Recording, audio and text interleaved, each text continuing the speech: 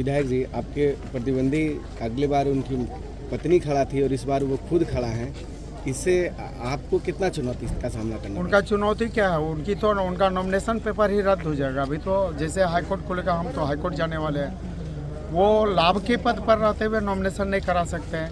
लाभ के पद पर थे, उनका रिजाइनेशन एक्सेप्ट नहीं हुआ था। नॉमिनेशन के दिन में सुबह 11 बजे तक उनका नॉमिनेशन ही एक्सेप्ट नहीं हुआ था। वो लाभ के पद पर थे और लाभ के पद पर रहते हुए उन्होंने नॉमिनेशन कराया, चुनाव लड़ रहे हैं। तो ये मामला हाईकोर्ट में जाएगा और हाईकोर्ट में जाने के बाद उनके नॉमिनेशन पेपर पर ही प्रश्न चिन्ह लगा हुआ है। वो लाभ के पद पर रहते हुए चुनाव नहीं लड़ सकते। ये सरकार का और संवैधानिक प्रावधान है। इस संवैधानिक प्रावधान के विपरीत जाके ये काम कर रहे हैं। दूसरा कि ये जिस तरह से लूट खसोट और जिस तरह से भ्रष्टाचार टीटीपीएस ललपनिया में किए, अपने परिवार के कई लोगों के नाम पर 124 करोड़ का जो घोटाला बिना काम किए पैसा निकाल लिए, ये मामला हाईकोर्ट में जाएगा और हाईकोर्ट में जाने के बाद निश्चित रूप से वो विधानसभा ने बल्कि जेल जाएंगे। और फिर से अगर गलती से, ऐसे तो यहाँ की जनता है उनको नकार चुकी है। पहले भी इनको पहले भी विधायक बनाए थे, 97,000 लोगों ने उनको आशीर्वाद दिया था। लेकिन हुआ क्या, 3.5 में कोयला चोरी के आरोप में उनकी सदस्यता चली गई और फिर से यहाँ की जनता दोबारा वो काम करने वाली नहीं है। वो जिस तरह से वो भ्रष्टाचार को टीटीपीएस में बढ़ावा दिए हैं, अपने परिवार के 6 लोगों के नाम पर वेंडर कोड लेके, ठेकेदार का लाइसेंस लेके अपने और अपने परिवार के 6 लोगों के नाम पर 1 अरब 24 करोड़ का जो लूटपाट किए हैं, जो भ्रष्टाचार किए हैं, जो घोटाला किए हैं, वो घोटाले के आरोप में विधानसभा ने, वो तो विधानसभा से पहले वो जेल चले जाएंगे।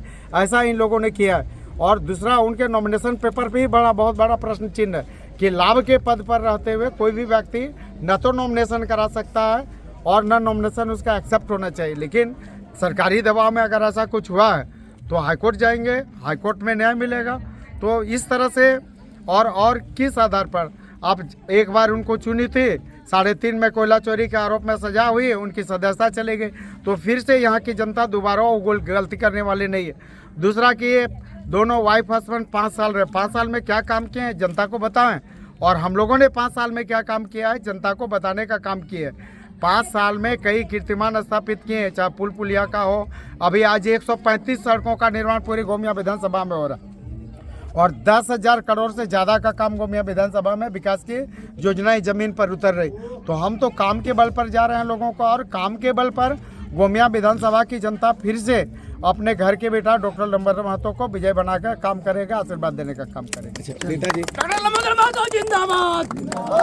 2019 के चुनाव में जेकेएलएम पार्टी की तरफ से अच्छा वोट आया था गिरिडीह लोकसभा में, तो इस बार गोमिया विधानसभा से भी उनके प्रत्याशी है, इसमें कितना असर है? देखिए, प्रत्याशी यहाँ कुल 12 प्रत्याशी लड़ रहे हैं। तो ये लोकतंत्र है, लोकतंत्र में हर व्यक्ति को चुनाव लड़ने की आज़ादी है और कुल 12 प्रत्याशी लड़ रहे हैं।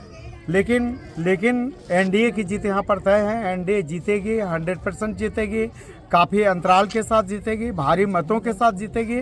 इसमें कोई किंतु परंतु नहीं है। गोमिया विधानसभा क्षेत्र की जनता इस बार ठान चुकी है कि हम अपने घर के बेटा डॉक्टर लंबोदर महतो को फिर गोमिया से विधानसभा भेजने का काम करेंगे।